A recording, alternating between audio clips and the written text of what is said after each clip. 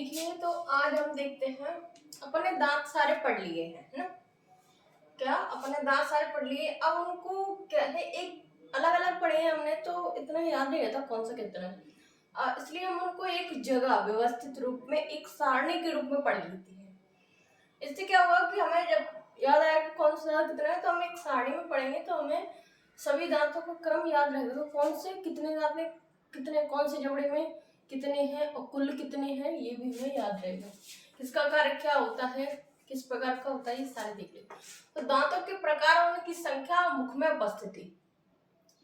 दांतों के प्रकार, उनकी संख्या और मुख में उपस्थिति, ये सभी इस सारणी में आपको क्लियर हो जाएगा, है ना।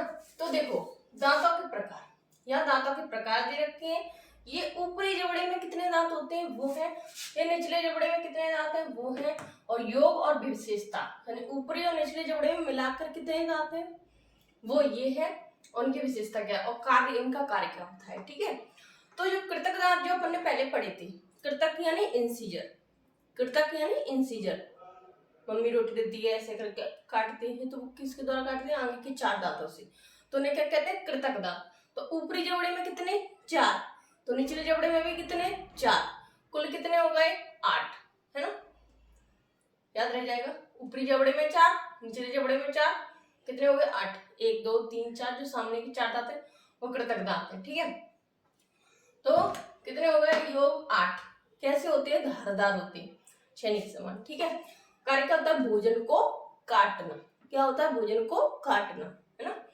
रदनक यानी कैनाइन्स, है ना, रदनक यानी कैनाइन्स, जो मांसाहारी प्राणियों में ज्यादा विकसित होते हैं, है ना, तो वो कौन से होते हैं, रदनक यानी कैनाइन्स। ठीक है, ऊपरी जबड़े में 2, ऊपरी जबड़े में एक यहाँ, एक यहाँ, एक यहाँ, एक यहाँ होता है ना, जो नुकीला नुकीला दांत, है ना।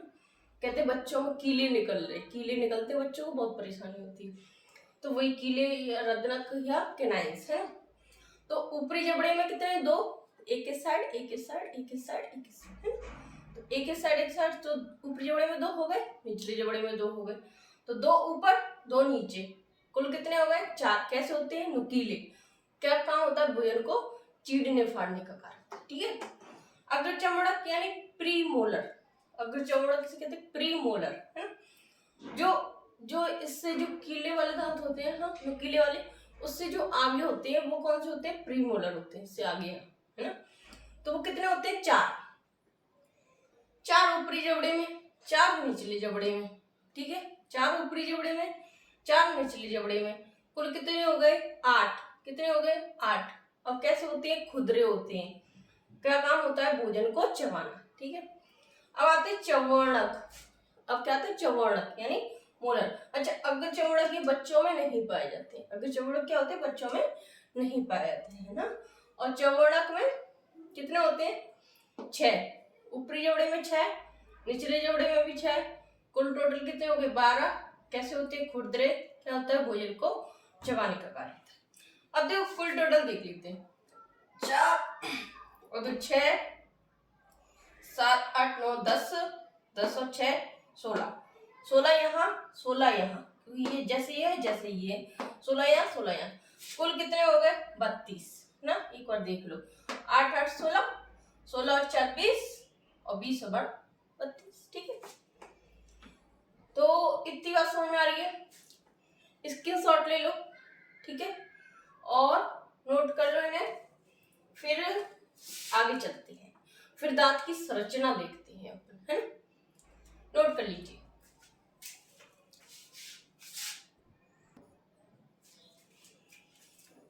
देखिए, अब अपन ने जो मनुष्य के थे वो दांत पढ़ लिए, पक्षी के जो दांत होते हैं वो किसमें रूपांतरित होते हैं, चोंच में रूपांतरित हो जाते हैं। किसमें, चोंच, चोंच में रूपांतरित हो जाते हैं। और जो हाथी के दांत होते हैं वो उन्हें टस्क कहते हैं। जो निकले हुए दांत होते हैं, कभी बहुत से लोग उन्हें क्या समझ लेते हैं, रदनक समझ लेते हैं, रदनक यानी कैनाइन्स, यानी जो किले वाले दांत होते हैं, नुकीले वाले, वो समझ लेते हैं, लेकिन वो कृतक वाले दांत होते हैं। यानी अपने ये वाले जो दांत होते हैं, वो जो हाथी के निकले हुए दांत होते हैं वो इन्हीं में से होते हैं। तो कौन से होते हैं, इंसीजर होते हैं। कौन से होते हैं, इंसीजर। हाथी के जो निकले दांत होते हैं कौन से होते हैं, इंसीजर होते हैं। ठीक है, आप इतना नोट कर लीजिए, फिर मैं इसको मिटा देती हूँ। ठीक है, अब देखो दंत सूत्र या डेंटाइन फॉर्मूला, आई से समझ में आ रहा है ये क्या है, इंसीजर वाले दांत है ना, आई इंसीजर वाले दांत, ये कैनाइन्स, ये प्रीमोलर और ये मोलर है ना। तो ICPMM अपन ICPMM यानी ये ऊपरी जबड़े का, ये निचले जबड़े का, इतनी बता रही समझ में।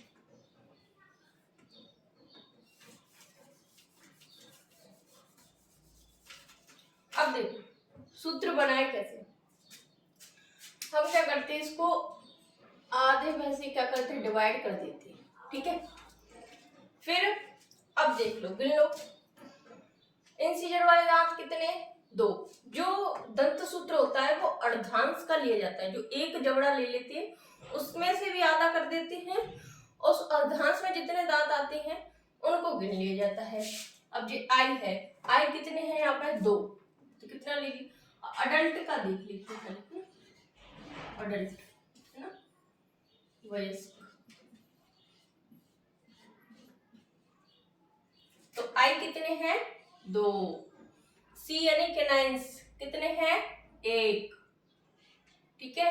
प्रीमोलर कितने हैं 2 और मोलर कितने हैं 3। अब जो ऊपर है उतने तो नीचे होंगे, तो 21 23 याद रख लो, सिंपल सा 21 23 बटे 21 23 है ना। अब बच्चों में देखो, बच्चों में क्या होता है, बच्चों में क्या होता है कि जब प्रीमोलर वाले दांत होते ही नहीं है तो इंसिजर होते हैं, ठीक है भाई होते हैं, कितने होते हैं 2 होते हैं, कितने होते हैं 2 होते हैं, ठीक है। और ये वाले और कैनाइन्स कितने होते हैं 1 होते हैं, प्रीमोलर होते नहीं है तो 0 लिख देंगे। और मोलर्स में भी क्या होता है, जो थर्ड वाला मोलर होते हैं वो होते नहीं है, तो कितने रह गए 2 ही तो रह गए, तो 21 0 2 बटे 21 0। तो ये तो हो गया बच्चों का और ये हो गया अडल्ट का दंत सूत्र, ठीक है। इतनी बात आ गई समझ में, फिर आगे चलते हैं, ठीक है। अब देखो दांत की संरचना, ये जो दांत है इसे किली वाला समझ लो या फिर इंसीजर और कैनाइन्स, दोनों की जो संरचना होती है वो लगभग ऐसी ही होती है, ठीक है। ये थोड़ा नुकीला ऐसे कर दो तो ये इंसीजर की संरचना बनी, मतलब रूट के आधार पर मैंने बनाए थे है ना। तो जो इंसीजर और कैनाइन्स होते हैं उनमें एक ही रूट होती है, क्या होती है एक ही रूट, और जो प्रीमोलर और मोलर्स होते हैं उनमें 2 या 2 से अधिक रूट होती है, देखो दिखाई दे रही है। तो इनका सबसे ऊपरी वाला जो पार्ट है ये वाला, ये सबसे ऊपरी जो पार्ट है जो हमें दिखाई देता है व्हाइट कलर का है ना, तो वो क्या होता है इनेमल होता है, क्या होता है इनेमल, उसको ऊपरी वाले भाग को क्या कहते हैं इनेमल कहते हैं, है ना। सबसे पहले ये देखो, तो जो दांत होता है वो भी 3 पार्ट्स में डिवाइडेड रहता है। सबसे पहला सिर यानी क्राउन यानी सीड्स, सबसे ऊपरी भाग सीड्स यानी क्राउन जो हमें दिखाई देता है। फिर जो मसूड़े में धंसा होता है, थोड़ा धंसना शुरू होता है वहां से, वो होता है नेक यानी गिरवा वाला पार्ट। और सबसे लास्ट वाला जो पार्ट होता है जो हमें दिखाई नहीं देता, मसूड़ में बहुत अंदर तक होता है, वो होता है जड़ यानी रूट, है ना।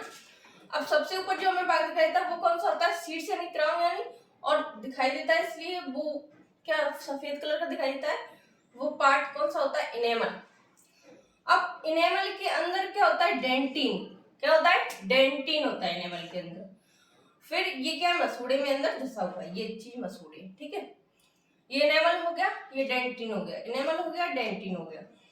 अब क्या होगा, अब ये जो जो आपको लेयर दिखाई दे रही है ये क्या ओडोंटोब्लास्ट लेयर है, क्या है ओडोंटोब्लास्ट लेयर है, ठीक है। और ये जो गुहा दिखाई दे रही है, गुहा इसे कहते हैं पल्प गुहा, ये जो दिखाई दे रही है ये पूरी गुहा है, इसे कहते हैं पल्प गुहा या पल्प कैविटी, क्या कहते हैं पल्प कैविटी। और ये रेड रेड जो पेड़ पौधे से दिखाई दे रहे हैं इसमें आपको, वो क्या है रक्त वाहिनी है, क्या है रक्त वाहिनी, ठीक है। तो आप जल्दी से इसकी स्क्रीनशॉट ले लो, कॉपी में नोट कर लो, फिर आगे चलते हैं। थोड़ा सा इसके बारे में लिखाना है तो थोड़ा सा लिखा देंगे, कुछ एक्स्ट्रा होगा तो, ठीक है। चल ठीक है स्क्रीनशॉट ले लो।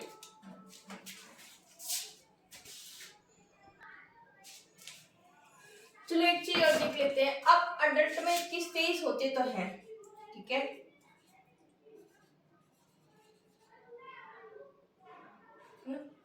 अब इनसे हम 32 दांत कैसे होंगे ना, थोड़ा सा कंफ्यूजन तो रहता ही है ना, सबकी शुरुआत पड़ती है तो। अब देखो, अब 2 से गुणा करो, क्योंकि हमने ये आधे अर्धांश में लिया है, ये ऊपरी जबड़ा है, लेकिन है तो इसमें डबल डबल ना, तो इससे 2 से गुणा कर देंगे, और नीचे भी आधा अर्धांश लिया है हमने, तो उसमें भी 2 से गुणा कर देंगे, तो पूरे जबड़े के दांत आ जाएंगे, है ना, पूरे जबड़े के आ जाएंगे, है ना। तो कितने हो गए ये? 3 6 तो यही हो गए, यानी 16 आ जाएंगे ना। 6 और 4 10, 10 11 12 13 14 15 16, ठीक है। 16 × 16 बराबर 32। इतनी बात आ रही है समझ में?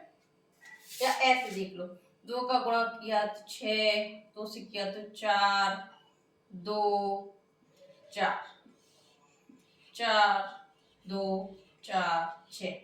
अब इनको जोड़ लो तो 16 बट्टे 16 ही तो आएगा। कितना हो गया? 32। इतनी बात आ रही समझ में? इतनी बात आ गई समझ में? ठीक है। ऐसे ही बच्चों का देखे तो देखो 2102 2102। अब पूरे में गुणा कर लेते हो, 2 3 4, 0 का 0, 2 1 2, तो 42 0 4, है ना। यही तो पढ़ने पड़े थे। अब इनको जोड़ लो, कितने हो गए? 20 आने चाहिए।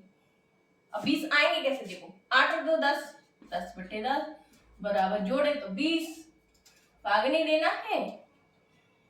इसका मतलब है ये ऊपरी जबड़ा, ये निचली जबड़ा, तो 10 10 हो गए 20, ये 16 16 हो गए 32। इसके सोड ले लो जल्दी से, ठीक है।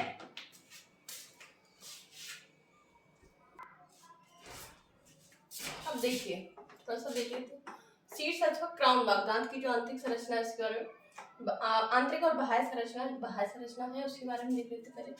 बाह्य जो शीर्ष है, जो क्राउन है, वह भाग है जो हमें दिखाई देता है। इस पर इनेवल या दंतवल्क का क्या कठोर चमकीला आवरण पाया जाता है।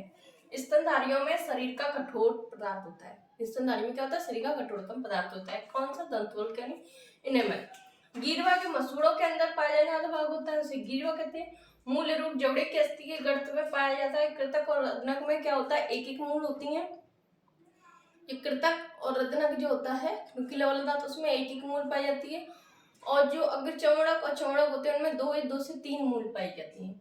इसमें जो ओडोंटोब्लास्ट सेल होती हैं वो क्या करती हैं? उनकी सक्रियता से क्या होता है? दांत की वृद्धि होती है। ओडोंटोब्लास्ट सेल्स जो होती हैं उनकी सक्रियता से दांत में वृद्धि होती है, और एक निश्चित आयु के पश्चात क्या होता है?